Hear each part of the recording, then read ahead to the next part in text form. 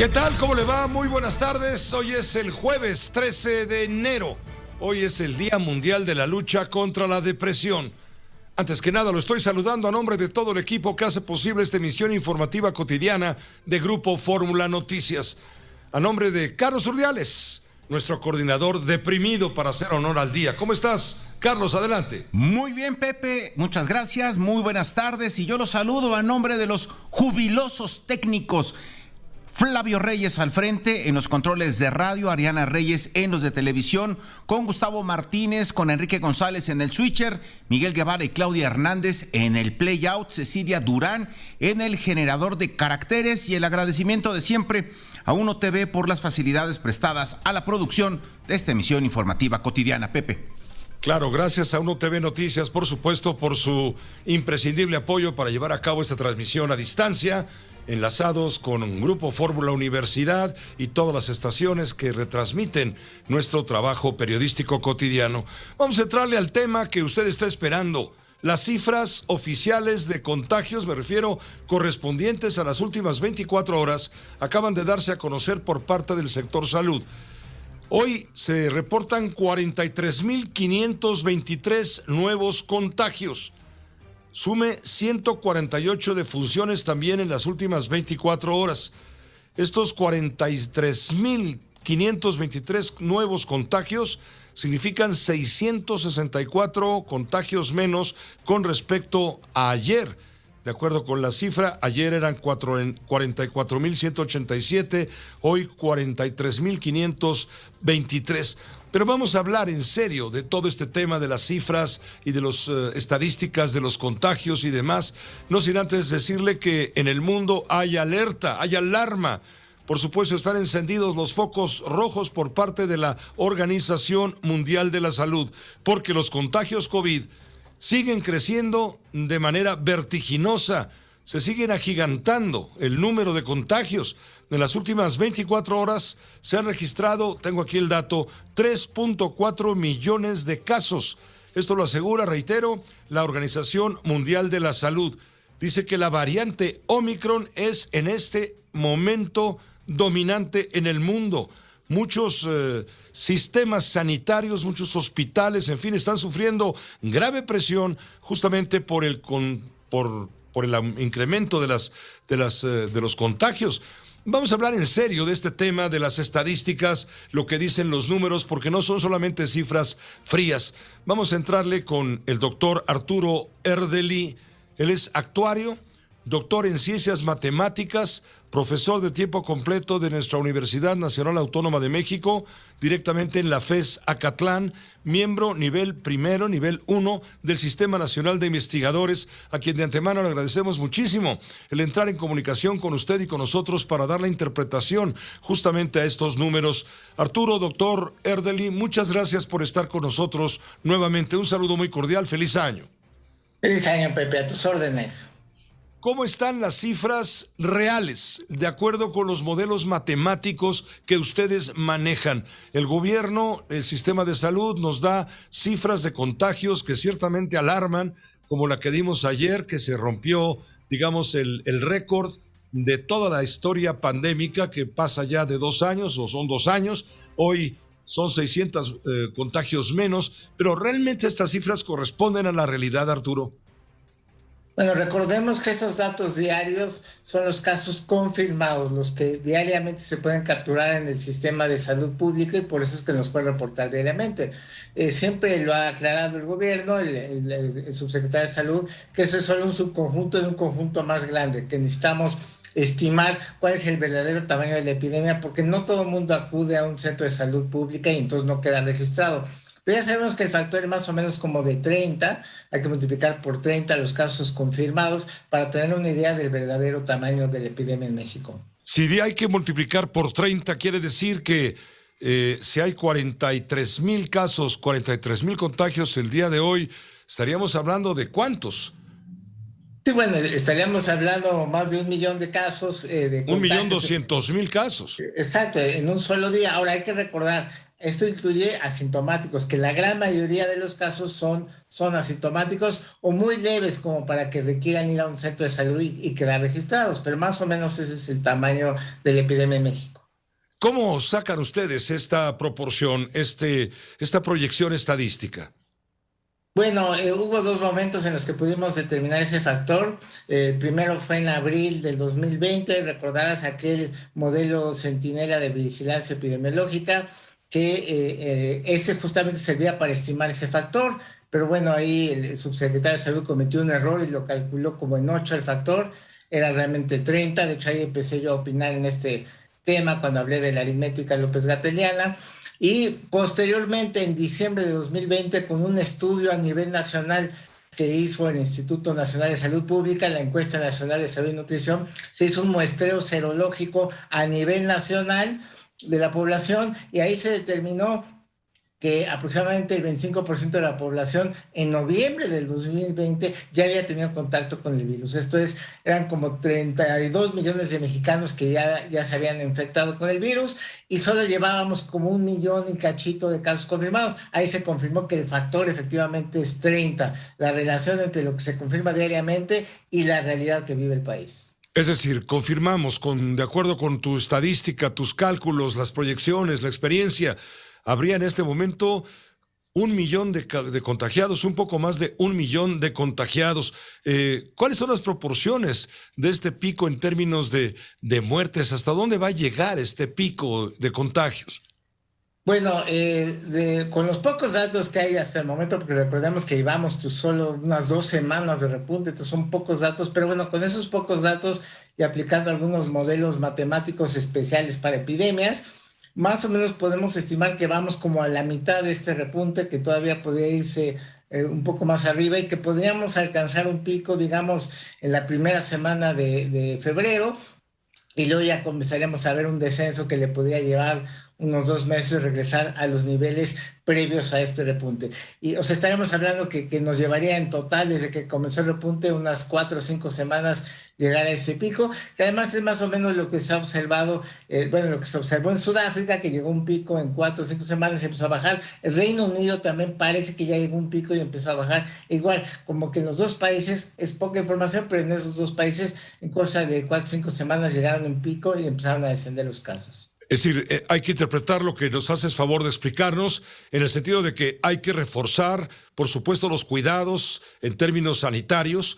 Hay que cuidarnos, pues, intensamente, siempre, pero intensamente en este momento, cuando menos las próximas 4 o 5 semanas, para no formar parte de esta estadística contagiosa, ¿no crees? Ahora, el gobierno está dando a conocer estas cifras de contagio con base en los registros que puede obtener.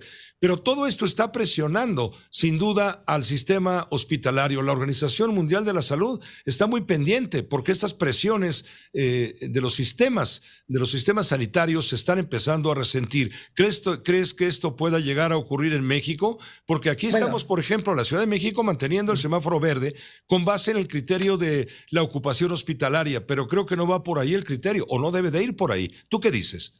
Pues mira, con datos del propio gobierno, ya hay 5 entidades federativas, Baja California Sur, Chihuahua, Zacatecas, Aguascalientes y Durango, que ya van al más del 50% de ocupación hospitalaria. La Ciudad de México ya está cerca, ya está casi en 50% de su ocupación hospitalaria. De hecho, te diría que hay varias alcaldías en la Ciudad de México, estamos hablando que están al 100%, estamos hablando de Coyoacán, estamos hablando de Tláhuac, estamos hablando de Azcapotzalco, ya están al 100%, las delegaciones de Iztacalco y Tlalpan andan ya al 90% de ocupación. Entonces sí, el semáforo epidemiológico no refleja lo que estamos viviendo. El semáforo epidemiológico es una foto como de hace 3, 4 semanas, trae mucho rezago en su metodología y entonces no nos sirve para tomar una decisión en este momento. Ya para cuando el semáforo epidemiológico cambie, a lo mejor ya estábamos de bajada. Pues las situaciones de atención, de grave y de enorme atención. Nos has dicho que se calcula que comience el descenso de contagios, en el número de contagios, quizá en la segunda quincena del mes de febrero próximo. Todavía nos falta un mes para estar, por supuesto, prevenidos.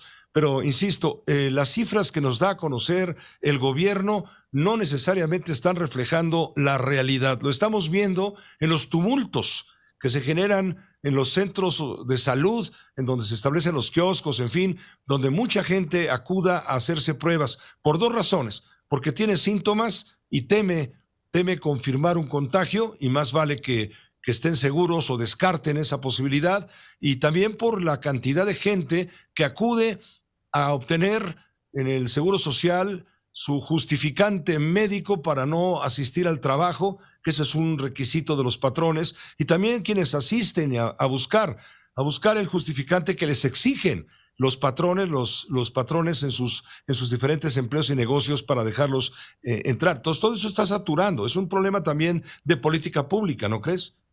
Sí, pero también habría que hacer un poco de conciencia respecto a las pruebas, porque en este momento se toca una variante tan contagiosa como lo es Omicron. Si ahorita empiezas con síntomas como de gripe, lo más probable es que sea COVID.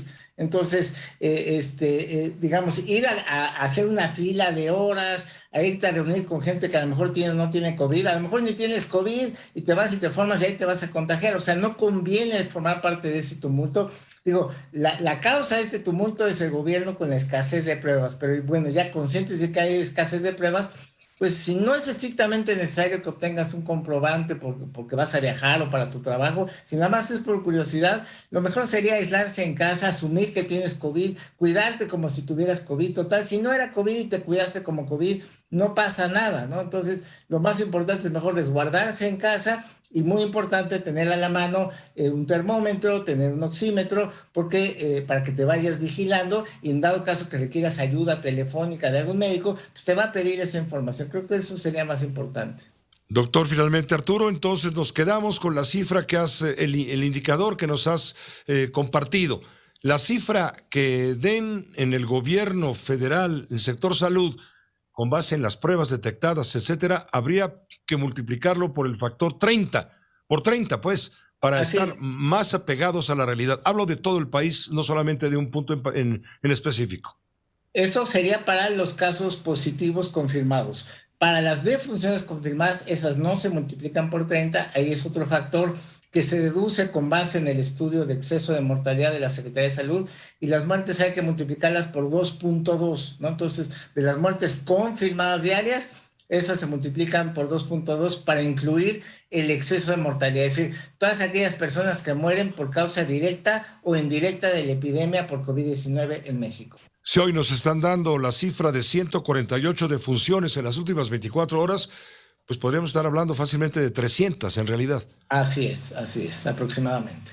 Pues te agradezco muchísimo que nos hayas contribuido con tu conocimiento, con tu información y tu orientación informativa cierta, con base en tu experiencia como matemático, como profesor de tiempo completo de la UNAM, como doctor en ciencia matemática, que es lo que quise decir realmente.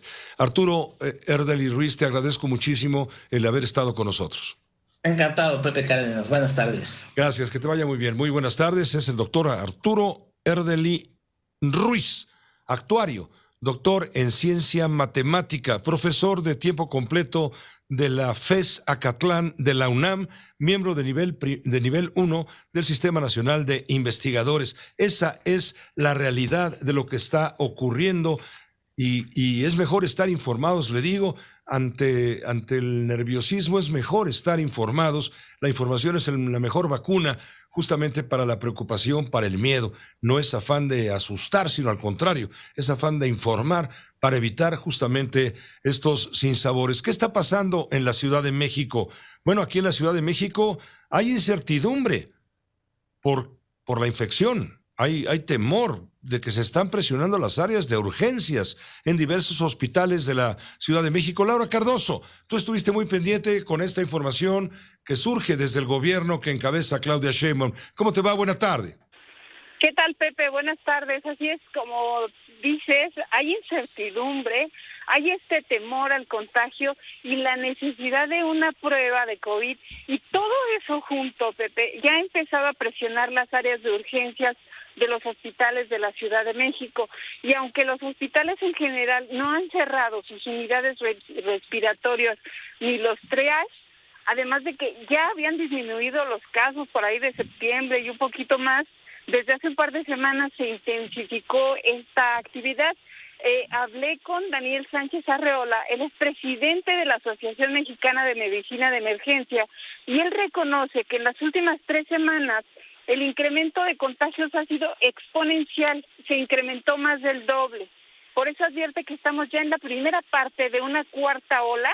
Es la fase inicial esta semana y las 2 que pasaron, por lo que en 15 a 20 días él advierte que los contagios se van a multiplicar y por eso se debe de tener precaución para la saturación de hospitales, centros de salud y sobre todo servicios de emergencia, porque lo que está pasando ahora es que la gente se siente mal y está acudiendo justamente a las áreas de emergencia. Él advierte que el incremento de contagios y la sobredemanda de servicios puede ocasionar dificultad en la operación de los servicios de urgencia, sobre todo porque hay que atender otras emergencias, Pepe, sobre todo vinculadas con infartos en el caso de la Ciudad de México o accidentes. Escuchemos lo que me dijo.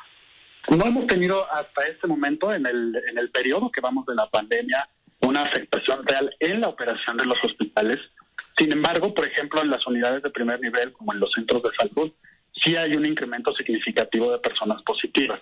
Esto no quiere decir, ¿verdad?, que si la ola de casos continúa de forma exponencial, en algún momento sí podamos tener dificultades de operación de nuestros hospitales. Y no es que la gente no se sienta mal, Pepe, por supuesto que sí, pero él lo que dice es que no hay que presionar las áreas de urgencias porque en realidad los pacientes con problemas respiratorios en este momento tienen que aislarse o bien a llamarle a su médico de cabecera. Y también ha hecho un llamado a la población a hacer un buen uso de estas áreas de urgencias, pero también de los números de emergencia y que solo llamen por situaciones que realmente lo requieran, porque en estos días ya empezaron a llamar para reportar casos de COVID cuando realmente estos se pueden atender en casa. Sin embargo, como te digo, ya la gente, y él mismo lo reconoce, la gente está teniendo miedo al contagio, la gente está teniendo miedo a ponerse más mal, pero lo que sí es que hoy dijo Claudia Sheinbaum, que la mayoría, más el 80% de los pacientes que están acudiendo a los hospitales y que están siendo atendidos ya hospitalizados, que hay alrededor de 900 en estos momentos en los hospitales del gobierno capitalino, son aquellos que no se pusieron la vacuna, pero que además tenían alguna enfermedad, una enfermedad crónica y que no ha sido atendida. Así está el escenario, Pepe. Correcto, y también hay que sumar lo que dijo el director de la Agencia Digital del Gobierno de la Ciudad de México, Eduardo Clark García Dobarganes, quien dijo que en la Ciudad de México todavía no se reporta saturación hospitalaria para atender justamente a pacientes con COVID-19. Te pongo cómo lo dijo. Tenemos ayer hubo un incremento, el más grande que hemos visto en estas últimas 2 semanas. 132 hospitalizados adicionales, con eso estamos en 1,316 en todo el Valle de México. Tuvimos un ingreso hospitalario el día de ayer de ligeramente menos de 200 personas, entonces sí ha incrementado. Lo que es muy notable, por ejemplo, es algo que sí vale la pena recalcar, es de este incremento de 132, solo hubo un incremento de 9 intubados, el resto fueron hospitalizados generales. En el pasado, en realidad, era una relación más bien de una tercera parte intubados, más o menos, que sí es un patrón distinto en este incremento de hospitalizados, por lo menos. Eso es lo que dijo Eduardo Clark, Laura. Pepe, el portal que informa sobre la disponibilidad hospitalaria reporta 6 hospitales ya con alta ocupación.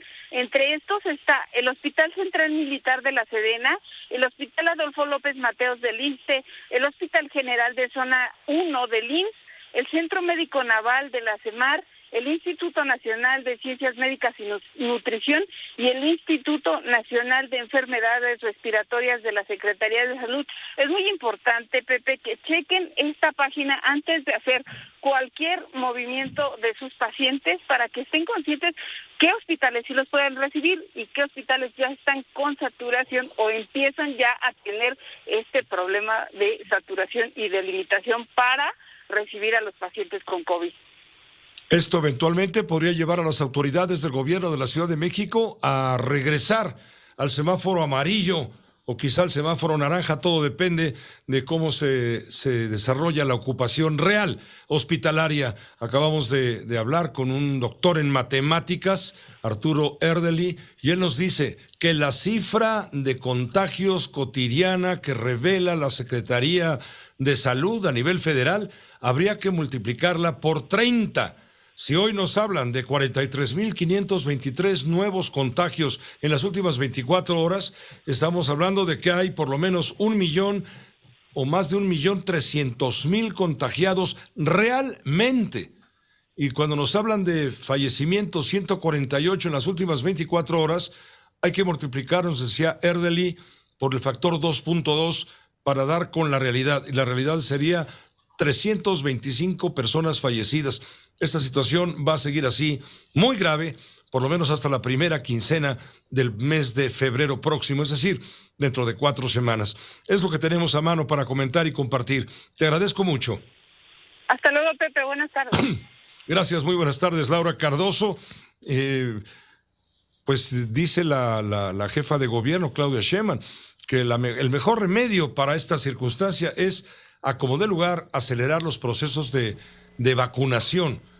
Es lo que le está diciendo a la gente, que haga todo lo posible por conseguir la vacunación de acuerdo a lo que hay disponible para dar, para aceptar esta demanda. Una cosa son los contagios y otra cosa es el proceso de vacunación. Lo dijo de este modo la doctora Sheinbaum. ¿Cómo hoy están llamando al cierre de actividades económicas después de lo que ha sufrido la población? Pero además, cuando tenemos uno de los programas de vacunación reconocidos internacionalmente, ¿o qué propone? La pregunta es ¿qué propone? Primero, regresar al semáforo naranja, pues no sé con base en qué indicadores. Y segundo, ¿qué propone con regresar al semáforo naranja? Que se cierren actividades económicas, porque si no, no se entiende lo del semáforo naranja.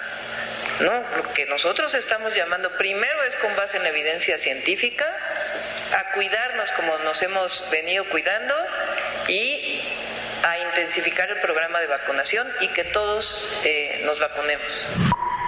Es lo que dice la doctora Claudia Sheinbaum. El problema también que se está dando y es palpable es entre los trabajadores que resultan contagiados y que tienen que presentar una justificación, un justificante, justamente ante sus empleadores para que no les descuenten los días en que van a estar inhabilitados para poder tener trabajo presencial. Andrea Meraz tiene por supuesto esa información con todo detalle y de cómo continúa la saturación en los kioscos de pruebas COVID, por lo pronto en la Ciudad de México, pero esto se refleja en prácticamente todo el país. Andrea, estamos contigo, te escuchamos, buena tarde.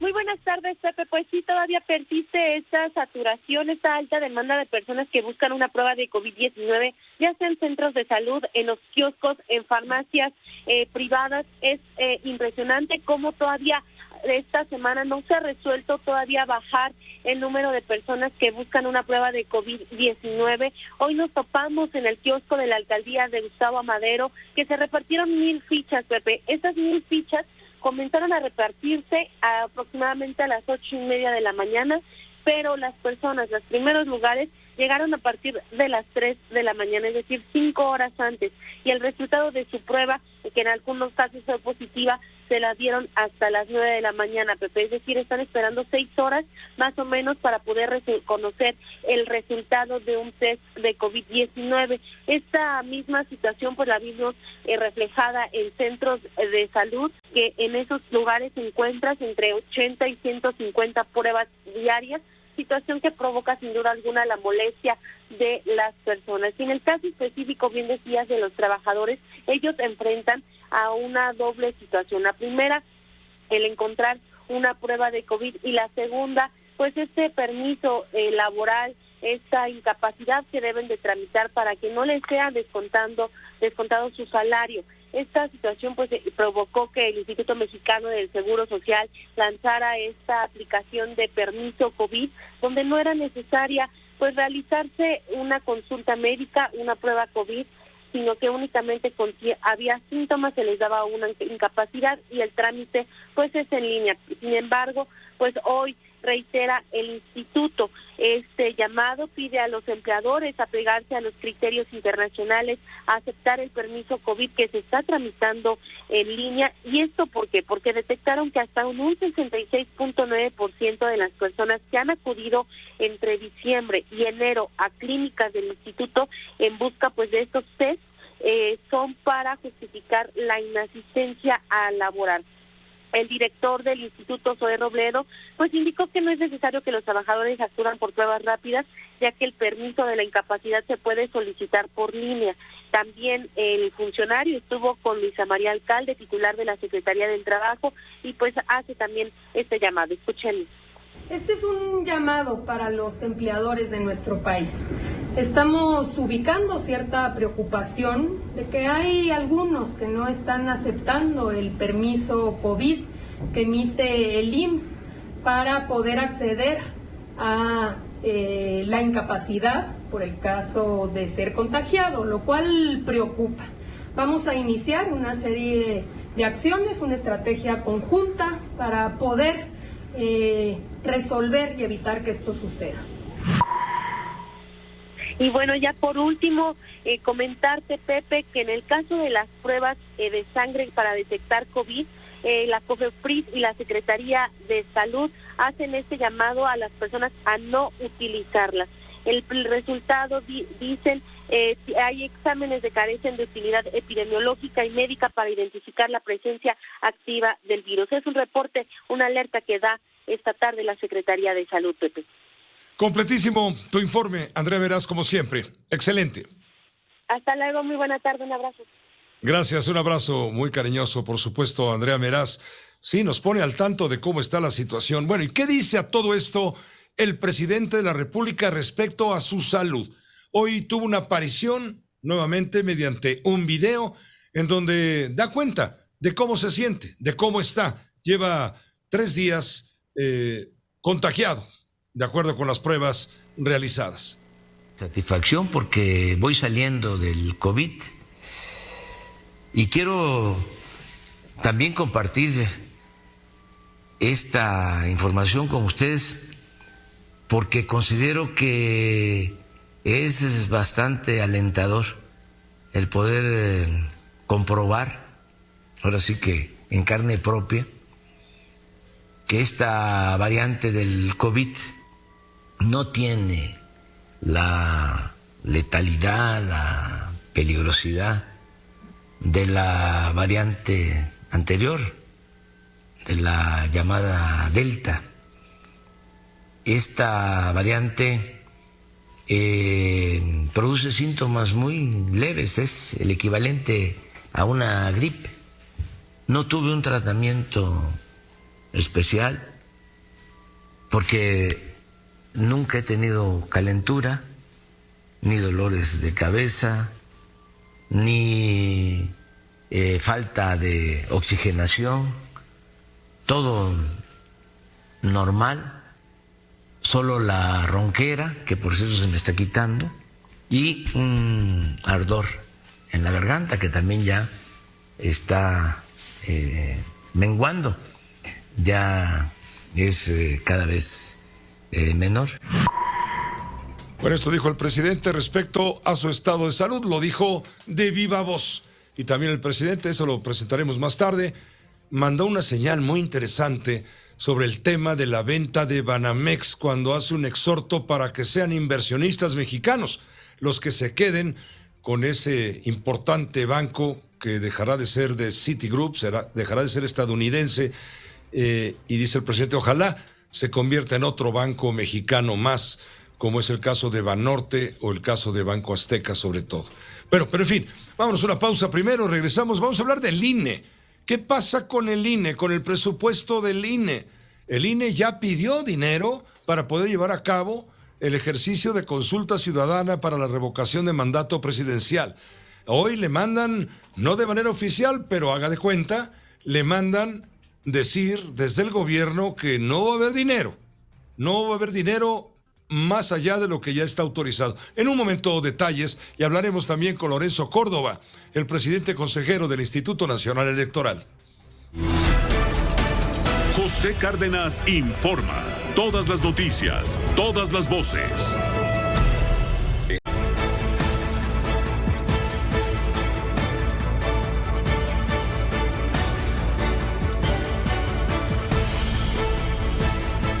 José Cárdenas informa. Todas las noticias, todas las voces. El pronóstico del tiempo sigue siendo noticia, dadas las ondas tropicales que generan unos fríos espeluznantes. El ingeniero Alberto Hernández Unzón tiene los detalles, por supuesto, observando desde el espacio con los satélites cómo será el comportamiento climatológico en las próximas horas. Alberto, un saludo muy cordial, ¿cómo te va? Muy buenas tardes. ¿Qué tal, Pepe? Gusto en saludarte. Muy buenas tardes. Un nuevo frente frío estará afectando a México durante el fin de semana y también se estará desarrollando un sistema de tormentas con intensas ráfagas de viento por arriba de los 110 kilómetros por hora durante el fin de semana en la costa este de Estados Unidos y Canadá, desde el área de Nueva York, Boston, Nueva Inglaterra hasta Terranova en Canadá, vientos por arriba de los 110 kilómetros por hora. Y para las próximas horas en México, temperaturas bajo cero en zonas altas de Chihuahua, Durango, Sonora, Coahuila, Nuevo León, Zacatecas, Estado de México, Puebla, Tlaxcala y Veracruz. Chubascos y llovinas en zonas de Veracruz, Tabasco y el norte de Oaxaca. Y vientos arriba de 60 kilómetros por hora en Tehuantepec y el Golfo de California. Pepe, muy buenas tardes. Gracias, Alberto Hernández Unzón, meteorólogo de Grupo Fórmula, por esta, en este momento, muy útil información. Mañana, viernes, rumbo al fin de semana, seremos un poquito más extensos. Le pediremos a Alberto que nos explique con mayores detalles también lo que está pasando en la costa este canadiense, donde están en algunos sitios como Quebec, están a 20 y tantos grados bajo cero.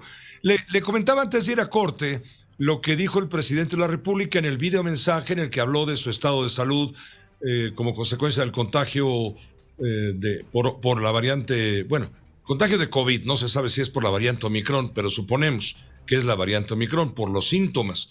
No soy médico, pero lo han dicho quienes sí saben. En fin, el presidente habló de su estado de salud, que ahí va, que va saliendo, etcétera, y aprovechó y mandó lo que muchos han interpretado como una señal en relación con la venta de Citigroup, que se va de México, de la banca minorista, y se va a quedar solamente con asuntos de carácter corporativo, grandes inversiones, etcétera, para lo cual va a necesitar, por supuesto, otra concesión bancaria, que se la darán, no sabemos.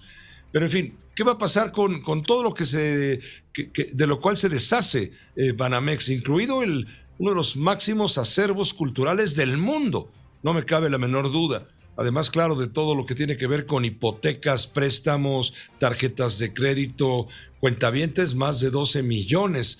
¿Qué va a pasar con esta institución valuada? Pues todo depende de la fluctuación del mercado, de las acciones, etcétera, pero pues lo mismo, 12.5 millones de dólares a 15,000 millones de dólares son términos, digamos, globales lo que podría costar. Bueno, ¿qué dice el presidente de Banamex?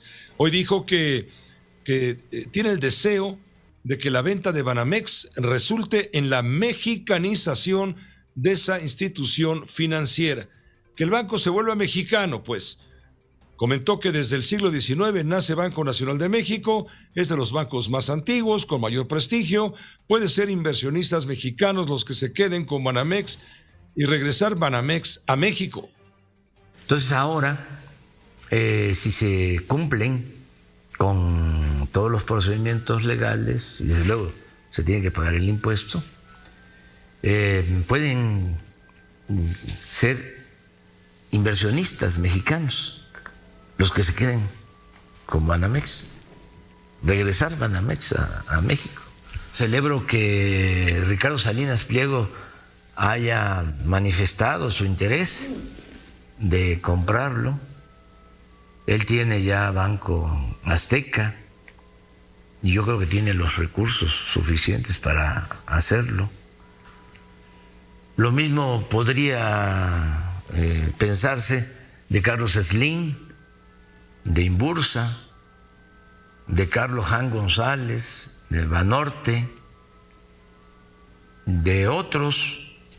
Me mandó un recado José Javier Garza Calderón, de Nuevo León, que ellos podrían también, junto con otros inversionistas, reunirse para comprar el banco, y deben de haber muchos otros inversionistas, banqueros mexicanos.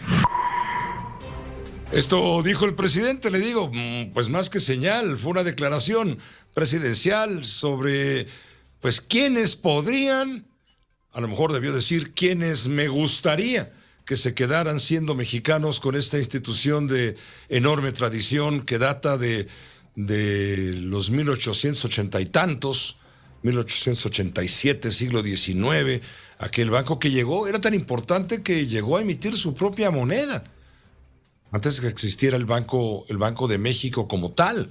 Y bueno, padeció o sufrió o vivió los sinsabores, las incertidumbres del tema revolucionario. Fue el banco del gobierno de Porfirio Díaz, en fin, el banco que se privatizó en los años 80 y después fue recomprado o fue comprado por particulares, Alfredo Harp, en fin, Roberto Hernández, en el año 2001, cuando terminó la nacionalización bancaria, y luego fue vendido a Citicorp en 2021, y ahora pues viene este anuncio 20 años después de que se va, y es la oportunidad para que otros se hagan cargo de este banco que era el segundo más importante y peleaba el primer lugar con BBVA, que se llamaba Bancomer entonces, peleaba el primer lugar, y ahora los negocios en ese sentido se fueron yendo para abajo, no como esperaba Citicorp, y por eso Citicorp cambia su estrategia, no solo en México, sino en otros países de América Latina, de Asia e incluso de Europa. Bueno, pues sobre el tema, ya ve que el presidente mencionó a Ricardo Salinas Pliego, el presidente del Consejo de Administración de Banco Azteca, de Televisión Azteca, en fin, Grupo Electra, y él está confinado porque manifestó que tiene contagio de COVID, lo dijo esta mañana en sus redes sociales. Bueno, también a través de las redes sociales, por ahí de las 3 de la tarde, dijo Ricardo Salinas Pliego, confirmado, apúntenme en la lista de compradores por Citibanamex, vamos con todo. Fue lo que dijo Ricardo Salinas Pliego respecto a lo que mencionó el presidente. Los demás mencionados, Carlos Slim, Carlos Hank, en fin, otros, no han todavía contestado o respondido si tienen o no interés en esta propuesta que está planteando el presidente. Hay muchas interrogantes en torno a Banamex. Yo le quiero recomendar, aquí lo tengo en la mesa, una colaboración hoy del periodista Enrique Quintana en el periódico El Financiero. Puntualmente visualiza todo lo que está pasando en Banamex. También Leo Zuckerman, comentarista político en este espacio, colaborador, columnista cotidiano en el periódico Excelsior, también se dedica al punto. No le repito lo que ya dicen porque usted lo podría leer si está interesado, pero son puntuales las observaciones que se hacen sobre la historia del banco, sobre la evolución del banco y los problemas que ha tenido el banco Banamex y hacia dónde puede ir el rumbo, y todos coinciden, los que le menciono y otros que no menciono, coinciden en la posibilidad de quiénes podrían ser los mexicanos que se hagan cargo, aunque también Leo Zuckerman menciona el posible interés de por lo menos 2 bancos brasileños que podrían estar interesados en adquirir Banamex, porque también pueden ser inversionistas extranjeros. Vamos a una pausa breve, volvemos enseguida. Solicitados por el Instituto Nacional Electoral para poder costear la realización de la consulta ciudadana para la revocación de mandato para el 10 de abril, si se cumplen todos los requisitos de ley, se está convirtiendo en un verdadero rompecabezas. Hay muchos puntos, muchas aristas, pero me permito saludar, para comentarlas, claro, saludar al presidente consejero del Instituto Nacional Electoral, Lorenzo Córdoba, quien está en la línea telefónica en este momento. Lorenzo, muchas gracias por aceptar la llamada en este espacio de Grupo Fórmula. Muy buenas noches. Muy buenas noches, Pepe. Un gusto de saludarte a ti y a tu auditorio. Muchas gracias. Ya entregó, por acuerdo del Consejo General del Instituto Nacional Electoral, ya se entregó a la Secretaría de Hacienda la petición para el incremento, la solicitud, pues, de 1,738 millones de pesos adicionales al presupuesto del INE para llevar a cabo la consulta revocatoria presidencial. Esto fue un acuerdo del Consejo General que se dio recientemente, en las últimas horas, y se espera respuesta de Hacienda a más tardar, ¿cuándo? ¿El 31 de enero? Exactamente, Pepe, porque si llega después la respuesta, aun cuando fuera una respuesta positiva, otorgándonos en todo o en parte ese monto, pues ya no tendría, o sea, los trabajos de la organización de la revocación de mandato llevan plazos fatales, y una vez que se cruzan esos plazos, pues ya no importa tener más recursos, así que tenemos que saber antes del 31 de enero si nos van a dar recursos o no, y si nos van a dar, cuánto nos van a dar, si lo que pedimos o menos, porque de eso va a depender el tamaño del ejercicio. ¿De qué va a haber revocación de mandato, Pepe? Eso ya es inminente. Estamos a unas horas, a días de que se cumpla seguramente el porcentaje de firmas requerido y por lo tanto el INE emitirá, como lo dice la Constitución, la convocatoria. Va a haber revocación de mandato y la va a hacer el INE le va a cumplir a la ciudadanía. ¿De qué tamaño va a ser? ¿Con cuántas casillas vamos a poder hacer este ejercicio? Pues dependerá de lo que Hacienda defina, porque el INE ya cumplió lo que estaba en su cancha, en su ámbito de competencia, cumplió con la sentencia del Tribunal Electoral, hicimos un ejercicio para tratar de inyectarle más recursos, más disponibilidad financiera a este ejercicio, alcanzamos un monto total ya final de 1,500, casi 70 millones de pesos, le metimos más de 60 millones de pesos adicionales a los que ya habíamos dispuesto para este fin, hicimos también el ejercicio de recortar, es decir, de abaratar, déjame decirlo de manera coloquial, lo más que se podía sin poner en riesgo la calidad de la revocación de mandato. No es lo ideal. Este ejercicio debería costar alrededor de 3,830 millones de pesos. Le bajamos más de 500 millones de pesos. No vamos a imprimir boletas en papel seguridad como ocurre en una elección. Reducimos el tiempo en el que nuestro personal va a estar en el trabajo de tiempo. Es decir, aunque no pusimos la revocación en una zona de riesgo, sí está en una zona de cuidado. Así no deben hacerse las elecciones ni ejercicios de esta naturaleza, pero lo podemos todavía administrar sin riesgos. No es lo ideal, pero hicimos lo que teníamos que hacer. Y aún así el faltante es la cifra que tú mencionabas, que esta mañana se pidió efectivamente a la Secretaría de Hacienda.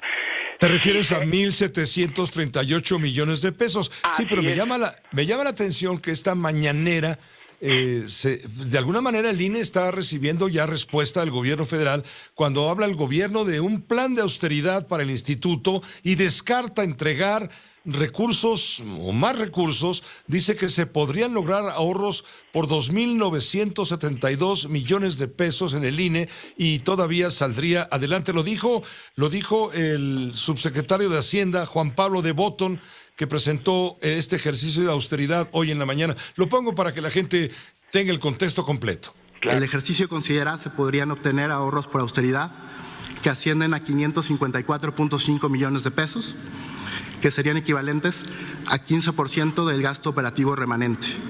Es decir, digamos ya en su conjunto, entre los 830 millones de pesos adicionales al presupuesto normal y los 554.5 millones de pesos por austeridad, se tendría una disponibilidad de 1,384.5 millones de pesos.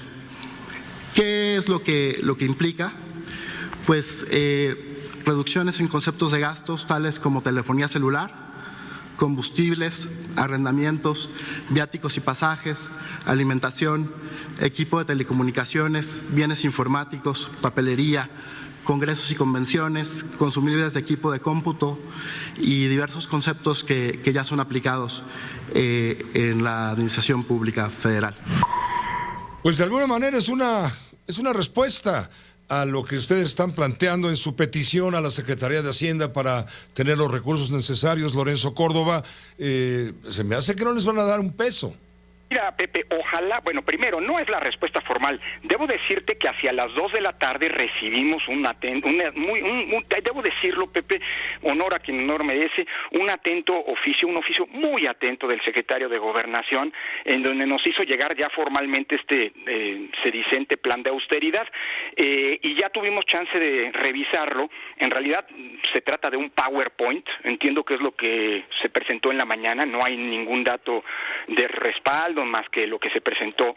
Yo espero que la respuesta que nos den, aunque sea para negarnos los recursos, no sea como lo que nos mandaron hoy.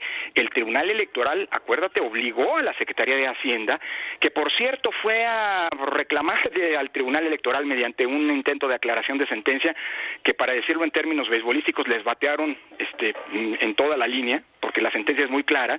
Hacienda nos tiene que dar una respuesta fundada y motivada, en el sentido que sea, pero nos tiene que fundar y motivar. Y eso implicará un ejercicio serio de respuesta.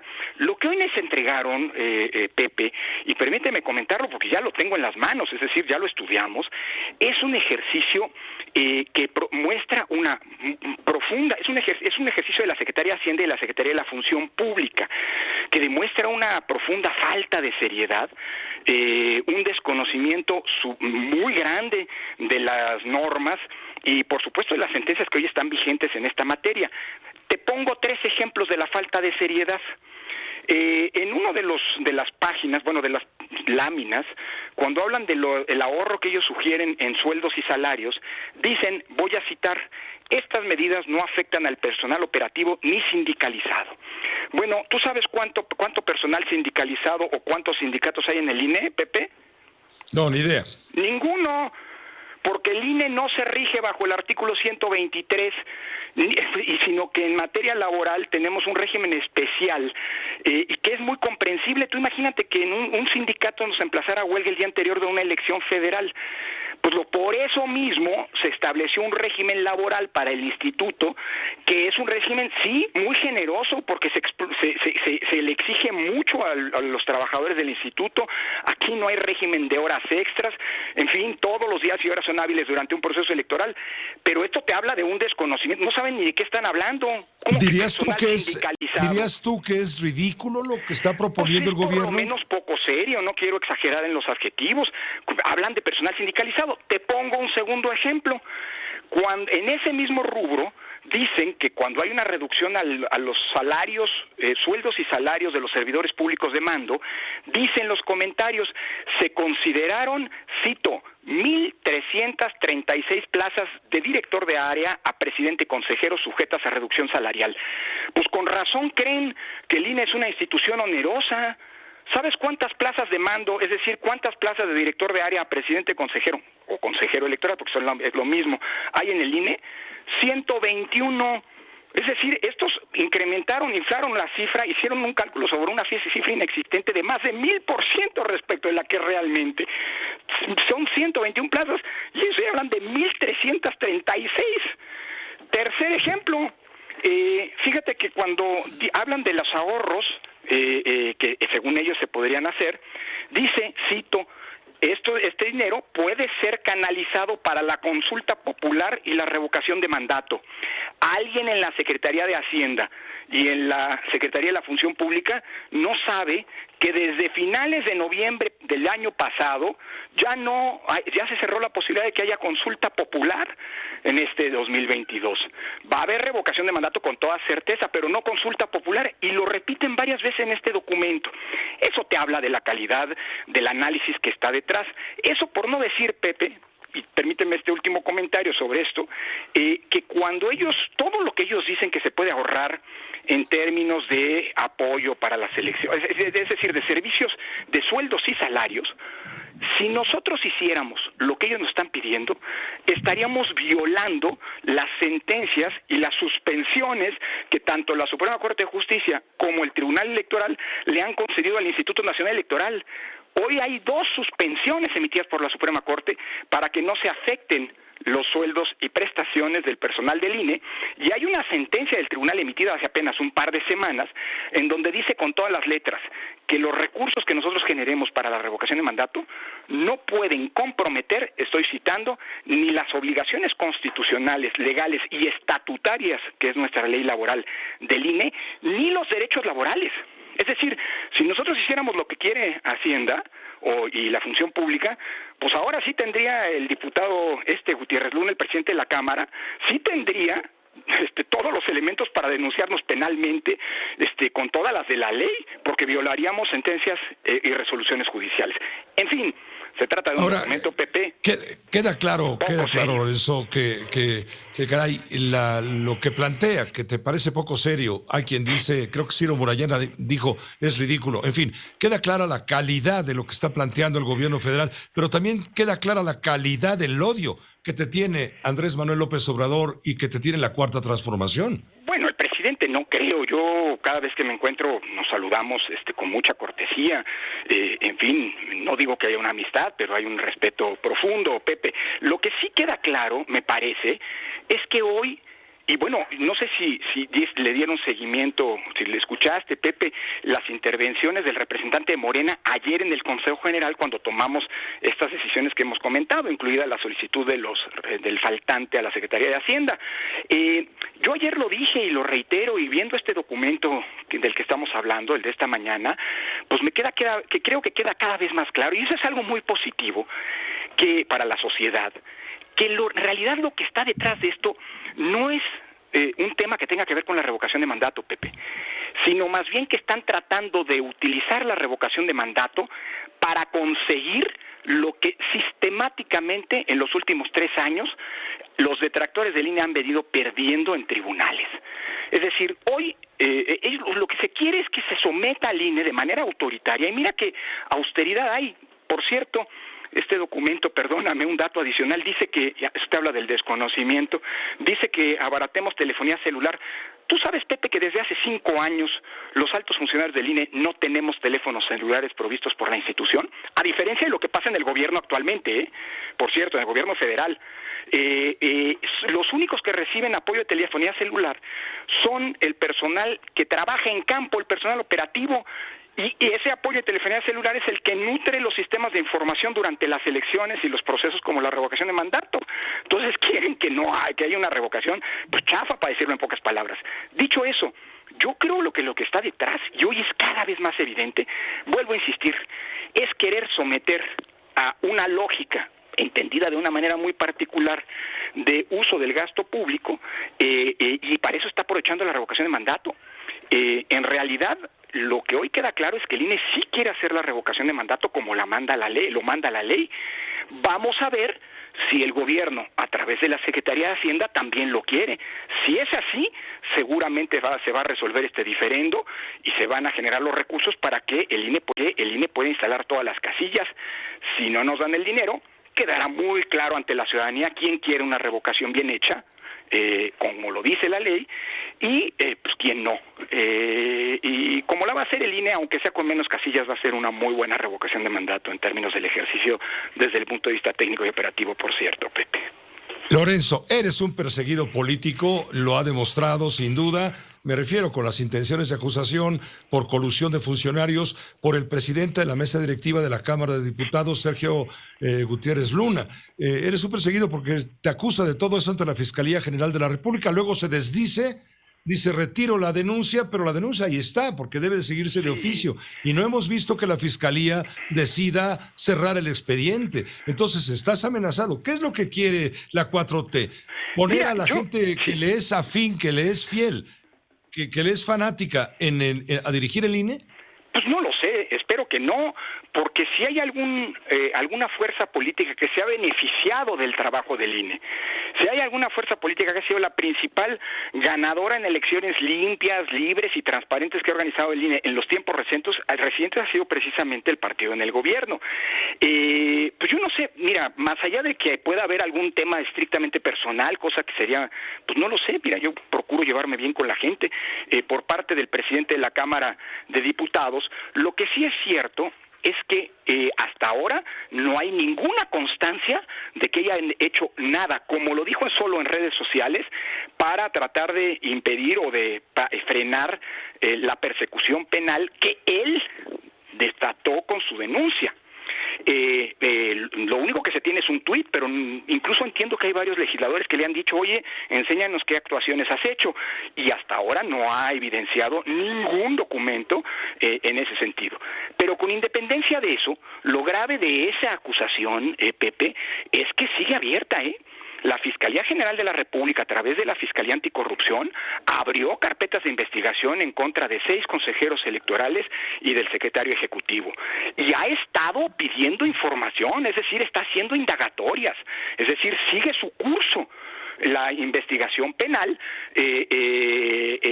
a pesar de que la denuncia ha tenido un amplísimo rechazo social de académicos, constitucionalistas, exministros de la Corte, la Barra Mexicana de Abogados, los propios consejeros del INE, legisladores, algunos partidos políticos. Bueno, hasta el presidente de la República dijo que no estaba de acuerdo con lo que hizo el presidente de la Cámara, y ante esa presión social el presidente de la Cámara tuvo que echarse para atrás, al menos en sus dichos, pero no en los hechos. Dice Sergio González, dice Sergio González que tú estás agarrando de donde puedes, como por ejemplo esta congregación neoliberal de académicos que están a modo con el Instituto Nacional Electoral, que ese es un problema ideológico. Más que penal. Lo escuché hasta contigo, Pepe, que me acusaba de victimizarme. Qué curioso, el victimario acusando a la víctima de victimizarse. Perdón, el que presentó una denuncia fue él, y que ahora cargue con el peso, digámoslo así, del repudio social que eso ha provocado. Lo que sí es cierto es que las investigaciones están abiertas. Ojalá, yo confío mucho en la Fiscalía General de la República, se demuestre que eso no se pretende plantear como una espada de Damocles para amedrentar a funcionarios públicos que están haciendo su trabajo, con los que se puede estar o no de acuerdo en términos de las decisiones que tomamos, pero hay vías jurídicas para impugnarlas. Qué bueno que el señor Gutiérrez Luna el diputado Gutiérrez Luna presentó una controversia constitucional. Esa era la ruta, pero qué mal que demostró su talante autocrático, cruzando una línea que ningún demócrata convencido y real debería franquear, que es la de intentar utilizar el derecho penal para resolver diferendos que pues son jurídicos y en el peor de los casos políticos, pero pues lo hecho está, y pasará la historia como el primer presidente de un poder que utilizó el brazo penal en 31 años de vida de la autoridad electoral para tratar de amedrentar a funcionarios electorales. Ojalá y la Fiscalía cierre pronto este asunto para que podamos darle vuelta a la página y digamos que en México no hay una ruptura del orden constitucional y democrático, ¿no? Pues muchas gracias, Lorenzo, por tu tiempo y la explicación. Estamos muy pendientes de todo este proceso. Al contrario, Pepe, un verdadero placer estar contigo y gracias por el espacio. Gracias a ti por aceptarnos la invitación. Hasta pronto. Es Lorenzo Córdoba, presidente consejero del Instituto Nacional Electoral. Esto es lo que está ocurriendo. Ridícula la propuesta que ha presentado el gobierno, es como califica el Instituto Electoral esta propuesta. Lo dijo Ciro Murayama en la mañana. Esta propuesta de recortarle recursos, en fin, está la batalla está, sin cuartel, sin tregua. Vámonos a una pausa breve, regresaremos con Luis Carlos Ugalde, que le entiende muy bien a todo esto y de fondo. José Cárdenas. Tenemos la comunicación en este momento con el doctor Luis Carlos Ugalde, director general de Integralia Consultores, empresa de análisis de riesgo político. Por cierto, Integralia ha presentado un reporte sobre los 10 riesgos políticos severos que pueden ocurrir en 2022.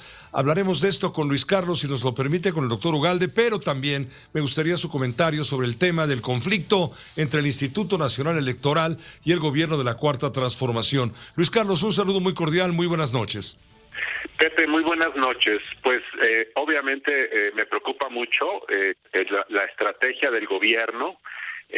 Lo que ocurrió hoy en la mañana me parece gravísimo, por dos razones. Primero, por la superficialidad y la falta de rigor técnico con la que se hizo, como lo explicó Lorenzo Córdoba hace unos minutos, pero sobre todo porque el gobierno se mete en un asunto que no le compete.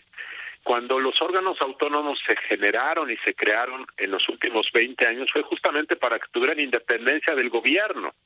Y lo menos que debe hacer el gobierno es meter las narices donde no le corresponde.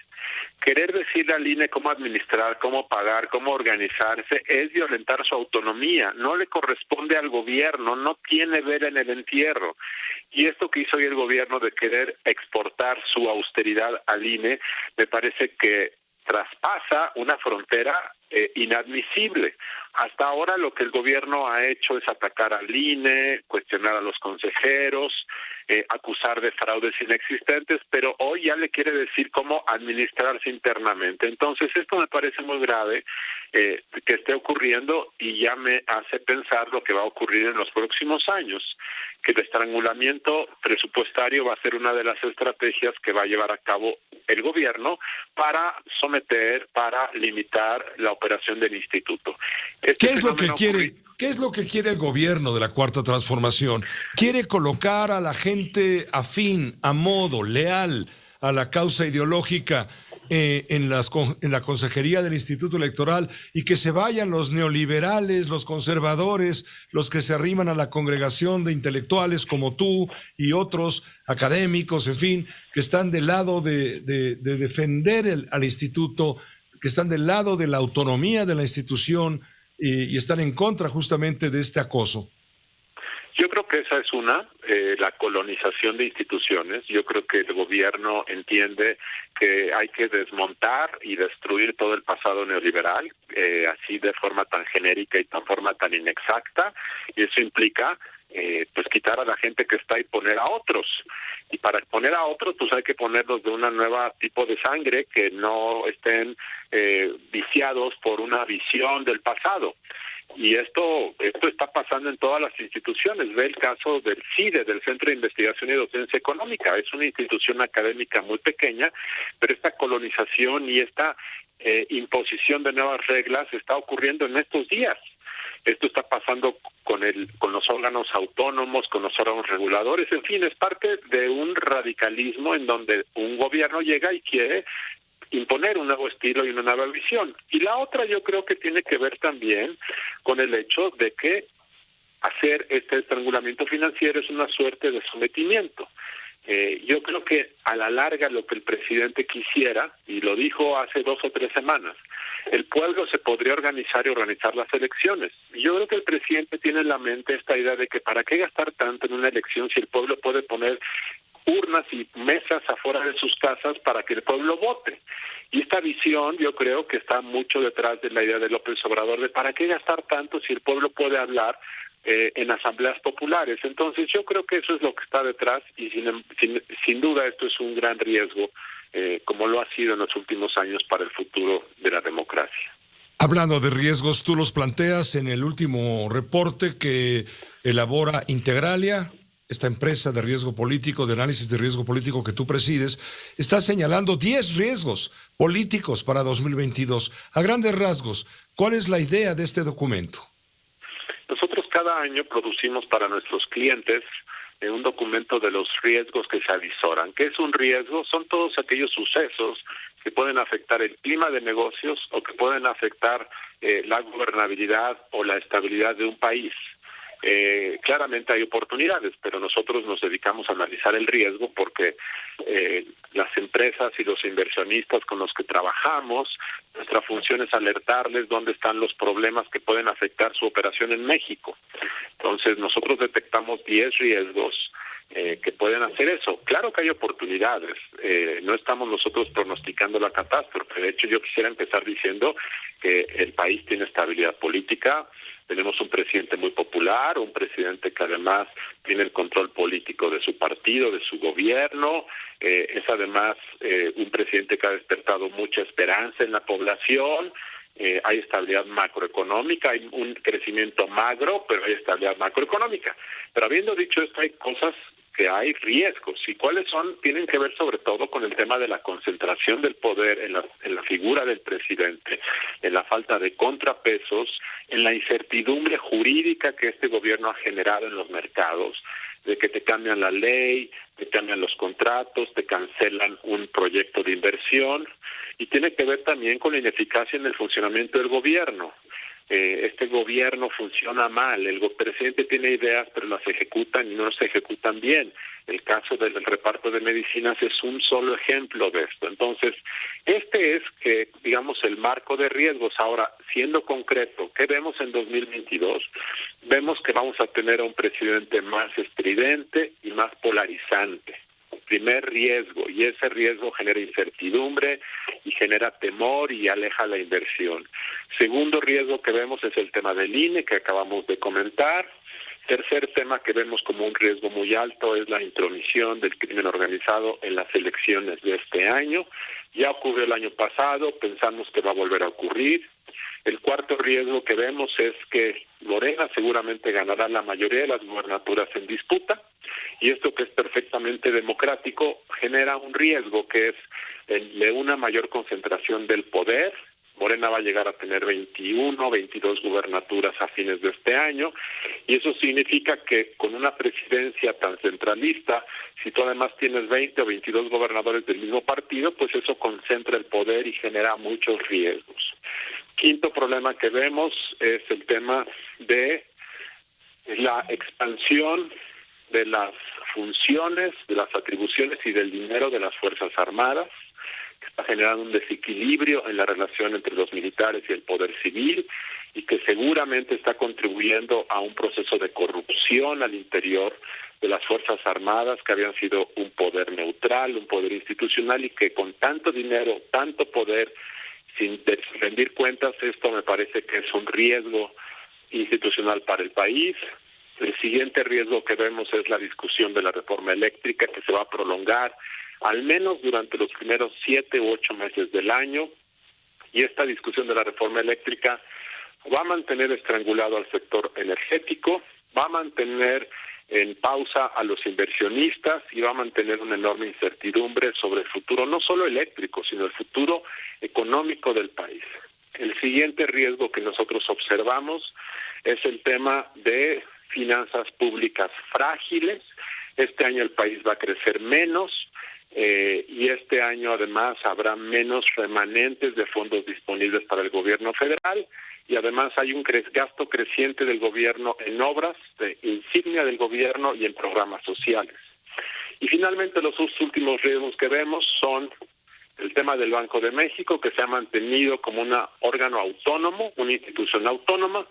Cambió la gobernadora, es una gobernadora nueva, que no conoce la materia, es una funcionaria responsable, que tiene fama de ser eficaz, pero que no tiene experiencia monetaria, y habrá que ver su desempeño. Y finalmente, el tema de la Corte. La Corte hasta ahora ha sido un órgano que ha tomado decisiones, ha habido muchas dudas si eventualmente puede o no puede ser capturada por el gobierno. Hasta ahora no hay evidencia, ninguna evidencia de que las personas nominadas por el presidente hayan votado con un criterio de lealtad. De hecho, no hay ningún patrón de comportamiento de los ministros, pero este año la Corte va a tomar decisiones muy trascendentes, y ese, aunque es un riesgo bajo, pensamos que es un tema que está en la agenda y que hay que ver con cuidado. Estos son los riesgos principales que detecta Integral a Consultores. Pues como si fuera un curso de política y de atención a los grandes temas nacionales, pues nos has dado ya tu índice de cómo va a ser este curso. Si te parece, te invitamos a que vayamos viendo riesgo por riesgo a lo largo, pues, de nuestras colaboraciones mutuas, las cuales, por supuesto, están muy presentes en la audiencia. Luis Carlos Ugalde, estamos muy, muy agradecidos, y te quiero preguntar por último, quien quiera consultar este trabajo de Integralia, ¿cómo puede tener acceso? Hay una versión ejecutiva de este reporte que enviamos a nuestros clientes, que está en la página de Integralia, en www.integralia.com.mx. Correcto, para aquellos interesados en profundizar, por lo menos tiene cercanía o proximidad con este resumen ejecutivo. Muchísimas gracias, Luis Carlos, hasta la siguiente. Gracias, Pepe, buenas noches. Buenas noches, hasta la próxima. El doctor Luis Carlos Ugalde. Una pausa, llevamos un poco de prisa con los tiempos. En un momento estamos con usted, de vuelta.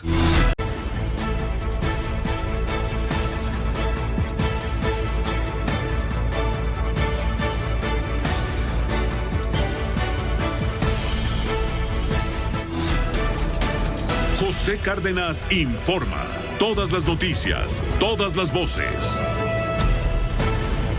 No podemos pasar por alto las notas del México Rojo. Una camioneta y 4 camiones, una camioneta y un automóvil se vieron involucrados, 6 vehículos se vieron involucrados en un incendio, fueron incendiados allá en Ciudad Juárez, Chihuahua. Hola bebé, ¿cómo estás? Te mando un saludo enorme desde Ciudad Juárez, Chihuahua. A unas horas de la llegada de la Guardia Nacional, al menos 6 vehículos entre unidades de transporte y particulares fueron incendiados en varios puntos de la ciudad, mientras serán reportadas personas ejecutadas en forma simultánea. 3 unidades fueron quemadas en la zona suroriente y una más en la colonia Aztecas. Aparentemente los pasajeros fueron evacuados poco antes de prenderles fuego. 6 vehículos, 3 de ellos camiones, un auto, una camioneta tipo van y un camión de carga fueron incendiados de manera intencional en un lapso de 1 hora, reportó la Secretaría de Seguridad Pública Municipal. Hasta el momento no se reportan personas lesionadas, solo pérdidas económicas para los propietarios de las unidades siniestradas. Se dio a conocer por parte de la Policía Preventiva. Hasta aquí mi informe, Pepe. Muy buenas tardes. Fórmula Juárez. También tenemos contacto con Gerardo Duque en San Luis Potosí, donde esta mañana fueron abandonados 3 cuerpos sobre un predio. Te escuchamos, adelante, saludos. Pepe, este jueves por la mañana se hizo el hallazgo de 3 personas ejecutadas nuevamente en La Pila, delegación perteneciente a la capital potosina. Los cuerpos fueron abandonados semidesnudos. Estaban en el patio de un inmueble ubicado en la calle Juan Sarabia.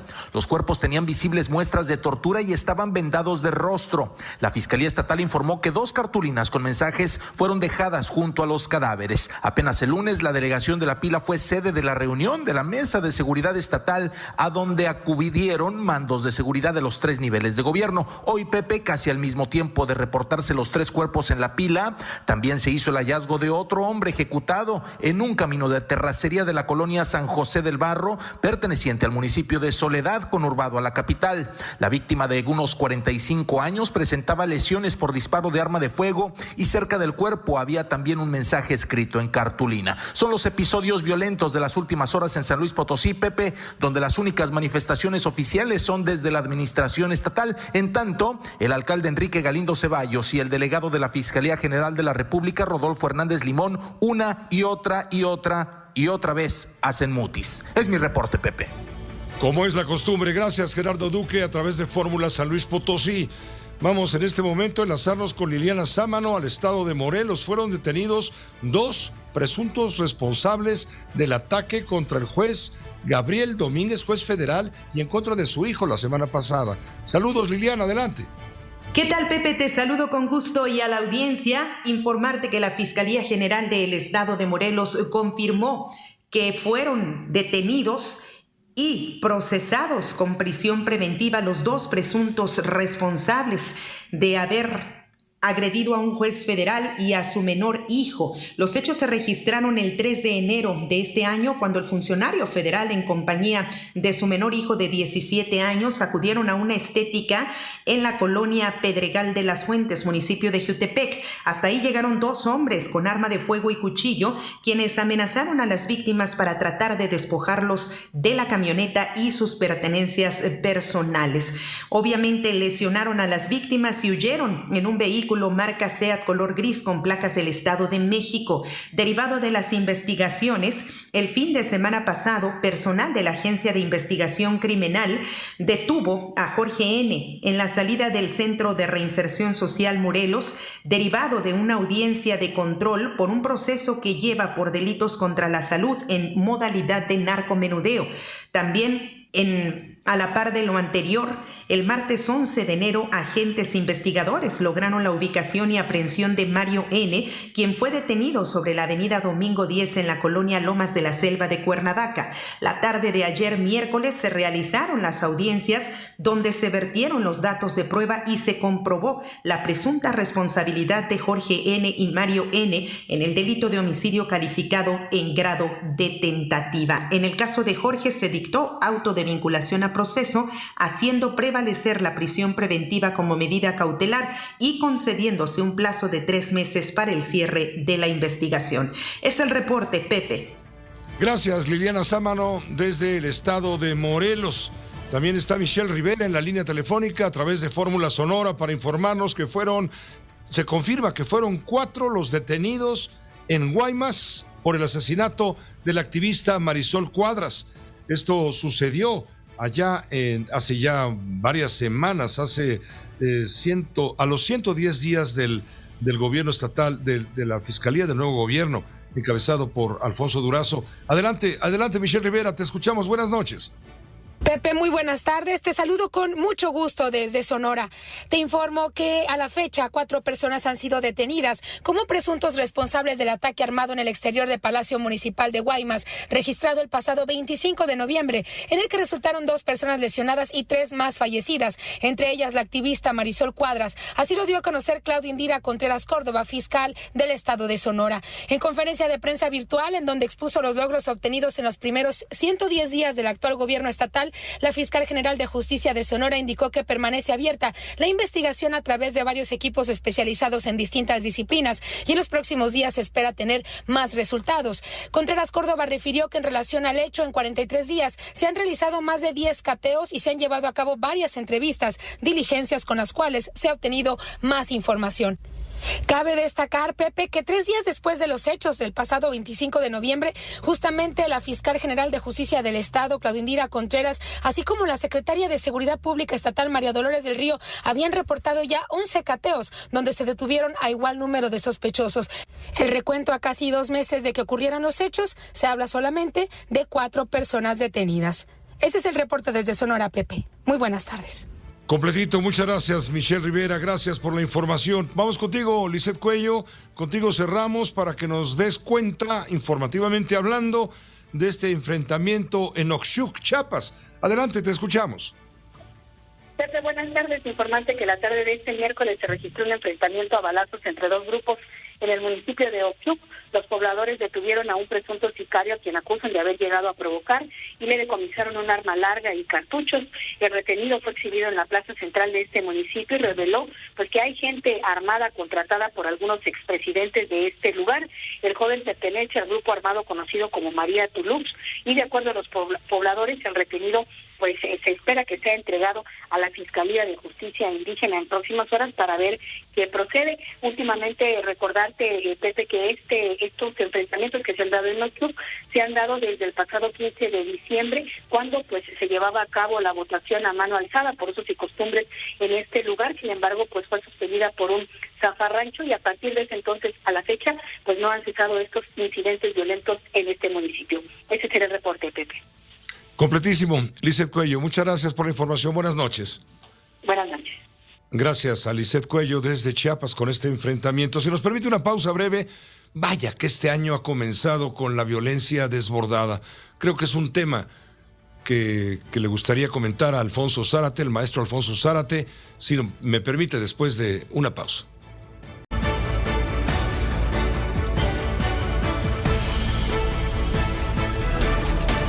José Cárdenas informa. Todas las noticias, todas las voces. Saludo con mucho gusto al maestro Alfonso Zárate, periodista. Él escribe su columna los jueves en el periódico El Universal. También los jueves colabora con usted y con nosotros en este espacio de noticias, además de presidir el Grupo Consultor Interdisciplinario GCI, que es una firma especializada en estrategia de comunicación política. Le agradezco mucho, como siempre, al maestro Zárate estar con nosotros y para comentar lo que le decía antes de corte. Comienza el año y la violencia está verdaderamente desbordada. La verdad es que hay una brutalidad delincuencial que ha sido la constante desde hace varios años y ahora se está más, por supuesto, más que nada evidenciada. Alfonso, maestro Zárate, Alfonso, ¿cómo estás? Muy buenas noches. Bien, Pepe, buenas noches. Yo creo que en efecto estamos ante una realidad que, bueno, tú defines bien como el México rojo, que me parece que es suficiente para mostrar el fracaso de la estrategia gubernamental ante la delincuencia. 10 cadáveres frente al Palacio de Gobierno de Zacatecas, 9 más desnudos y con huellas de tortura a la orilla de una autopista en Veracruz. Creo que constituyen una provocación y un desafío a los poderes públicos y al mismo tiempo exhiben el blindaje que a esos delincuentes les da la impunidad. Yo me pregunto, ¿nadie vigila el perímetro de la sede del Poder Ejecutivo en Zacatecas? ¿Qué tal si en vez de cadáveres hubieran plantado una bomba? De alguna manera los criminales se burlan del gobierno de la República, que apenas hace unos días había ordenado un despliegue especial de la Guardia Nacional en Zacatecas y festinado la supuesta reducción de homicidios. Y frente a lo sensible que es este descontrol, que cada vez alcanza a más regiones del país, la respuesta gubernamental es que vamos bien, lo cual me parece que es simplemente intolerable. Y todo esto para no hablar de la delincuencia común. En las camionetas que transportan a la gente se dan los asaltos cotidianos, que bueno, ya hasta caricaturizan la advertencia de ya se la saben. Creo que frente a esto lo que tenemos es una franca militarización, que sus defensores lo asumen como una medida de emergencia, obligada por circunstancias extraordinarias, palos de ciego, en vez de una respuesta contundente de parte del Estado. Y desde luego yo me pregunto, y tú te lo hacías la misma pregunta hace unos días, si sirven para algo las sesiones cotidianas del Gabinete de Seguridad Nacional. Le advirtieron en esas sesiones al presidente del operativo para prender a Ovidio Guzmán, el hijo del Chapo. Identifican en esas sesiones cotidianas las vulnerabilidades, el mapa de riesgos, toman decisiones para contener la violencia, evalúan con datos reales, no con los otros datos que existen en la mente del presidente, la situación que prevalece en anchas franjas del territorio nacional. Surge de ese gabinete un diagnóstico profesional, técnico, riguroso de la no política de seguridad. Alguien le advierte al presidente que no habrá resultados positivos mientras no se adopte un enfoque integral que incluya y atienda todos los estamentos institucionales, empezando por las policías municipales y estatales, y de ahí siguiendo con las fiscalías, el sistema judicial y el carcelario. Pero el presidente Pepe, que dice que gobernar no tiene ciencia, defiende su enfoque de abrazos no balazos, becarios no sicarios, acompañado de la decisión de, según él, ir a las raíces. La pobreza que no se resuelve, sino que se preserva con las pensiones. Una estrategia, yo diría que lo único que exige para dar resultados es lo que no tenemos, tiempo. Dice el presidente que con tiempo se atenderán las raíces sociales del problema. El problema es que darle tiempo a su estrategia significa irnos al mediano plazo, y como decía Keynes, en el mediano y en el largo plazo todos estaremos muertos. Muchas gracias por tu comentario. Sí, me surge la pregunta, bueno, y a todo esto, ¿de qué ha servido la creación de la Guardia Nacional? Porque es una herramienta, es un instrumento justamente para llevar a cabo la propuesta estrategia de combate a la violencia y devolver la paz, anhelada paz, tan reclamada por los ciudadanos en el país. ¿De qué ha servido la Guardia Nacional, a fin de cuentas? No ha servido, Pepe, y no va a servir porque, como decía yo antes, la única manera de enfrentar ese tema es con un enfoque integral. Imagínate si los miembros de la Guardia Nacional van a poder atender la vastedad del territorio nacional. Y lo que este gobierno y algunos de los anteriores han omitido es que primero tenemos que profesionalizar, modernizar, moralizar a las corporaciones policiales de estados y municipios. Están mal armados, mal pagados, sin prestaciones adecuadas, los dejan en manos de la delincuencia. Pero aún si se hiciera algo allí y no se hiciera similarmente en las fiscalías o en el sistema judicial o en el sistema carcelario, no serviría de nada. Entonces, en la medida en que el gobierno no entienda el carácter integral del desafío, vamos a seguir como estamos.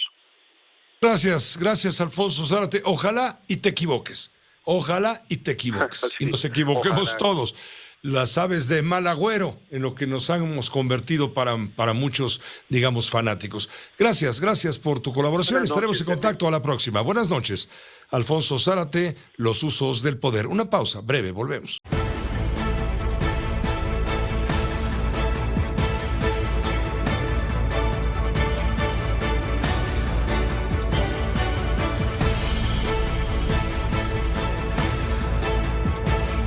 informa. Todas las noticias, todas las voces. Es noticia comentar con usted lo que manifiestan hoy al bloquear Paseo de la Reforma en un largo tramo los miembros estudiantiles, académicos, trabajadores del Centro de Investigación y Docencia Económica, el CIDE. ¿Por qué salen nuevamente a protestar? Porque no ha terminado el tema de la protesta y del movimiento por la imposición de un director contra el cual no está de acuerdo esta comunidad académica. Resulta que estaba leyendo con detenimiento la columna El asalto a la razón del periodista Carlos Marín, mi maestro Carlos Marín en Milenio, y él da una explicación clarísima de lo que está pasando hasta el momento, una especie de contexto, de recuento de todo lo que hay alrededor del conflicto del CIDE. Dice Carlos Marín, remendar leyes y ordenamientos después de violarlos para legitimizar sus atropellos es el sello de la 4T, y una de sus empoderadas devotas, la directora del Consejo Nacional de Ciencia y Tecnología, María Elena Álvarez Builla, se proponen imponer mañana una ominosa reforma al Estatuto General del CIDE con el propósito de acallar a la comunidad académica y anularle sus facultades. Va a ser una reunión virtual a las 9 de la mañana para que se apruebe, dice Carlos Marín, en castellano simple, lo que constituye un puntillazo letal a la institución cuyo alumnado mantiene tomadas las instalaciones en demanda de diálogo. ¿Cómo fue la marcha el día de hoy? Oscar Zúñiga tiene los datos. Estudiantes y maestros del CIDE realizaron este jueves una manifestación afuera del Senado de la República en contra de una reforma a los estatutos de la institución que quiere realizar la directora del CONACYT, María Elena Álvarez Builla, esto para eliminar los requisitos que vuelve ilegal el nombramiento de José Antonio Romero Tellaeche. Al respecto, Luis Ángel Carrillo, de la Maestría en Administración y Políticas Públicas, indicó que se están cambiando las reglas y por eso están pidiendo el apoyo de los legisladores para que manden llamar a comparecer a la directora del CONACYT y piden al secretario de Gobernación su intervención para una solución al problema. Nosotros estamos trabajando también a marchas forzadas porque nos quería hacer un madruguete, ¿no? Incluso esto no fue tan público. Fue una sesión extraordinaria, la primera del año, donde ella quería justamente convocar a esta asamblea extraordinaria para poder legitimar la imposición de Romero y, darle un poder metaconstitucional que básicamente él puede hacer y deshacer el CIDE con un solo plumazo. Pues esperaríamos haciendo un llamado al secretario de Gobernación, que el día de ayer dijo que él pues está en la disposición de no intrometerse, pero que de ser necesario pues la Secretaría de Gobernación, nosotros le aceptaríamos la palabra. Nosotros no nos llegamos al diálogo, nosotros lo hemos pedido, 5 veces han sido las que nos han plantado, y entonces si él dice que nosotros somos los cerrados al diálogo, pues adelante, aquí estamos, y de donde nos citen nosotros llegaríamos, porque nosotros somos los que estamos abiertos al diálogo y CONACYT es quien está cerrado. Por su parte, el maestro emérito del CIDE, John Meyer, señaló que la comunidad académica de instituciones públicas del país tiene miedo de expresarse sobre este tipo de abusos que acontecen hoy en el CIDE y que mañana pueden suceder en la UNAM o en otras instituciones públicas del país. Además, ya candidatean a Irma Heréndira Sandoval como rectora de la máxima casa de estudios. Utilizan una bomba atómica para matar un pequeño centro, pero un pequeño centro que se había vuelto un foco de resistencia y de atención nacional, lo que, dado la desproporción, puede parecer absurdo, pero señala que la libertad académica, la libertad de investigación, la participación a la gestión de la institución están amenazadas de muerte. El señor rector y sus consejeros y la Junta de Gobierno tienen miedo. Puedo entender, el miedo es un sentimiento muy humano y muchas veces racional, está justificado, pero en este caso, si esperan la ofensiva, será demasiado tarde. Y lo ha dicho muy claramente John Ackerman, miembro de la UNAM, muy apoyado por CONACYT, por cierto. Él mencionó como posible próxima rectora su esposa, Irma Heréndira Sandoval. Cabe Cabe señalar que los estudiantes del CIDE cumplen 45 días de estar en plantón permanente en las instalaciones de la institución y tienen fe en que las comisiones de Educación, Ciencia y Tecnología y la Junta de Coordinación Política del Senado cumplan con sus promesas. Estudiantes tienen el temor de lo que se hace en el CIDE se realice en otras instituciones de educación superior en el país. Con imágenes de Uriel Rivas, Óscar Zúñiga, Grupo Fórmula. Alto al asalto, es lo que están pidiendo estudiantes, académicos, investigadores, miembros del cuerpo laboral del Centro de Investigación y Docencia Económica mañana. Mañana le van a dar la puntilla al CIDE, ténganlo por seguro, como lo pronostica el periodista Carlos Marín. Nos permite una pausa muy breve, volvemos enseguida.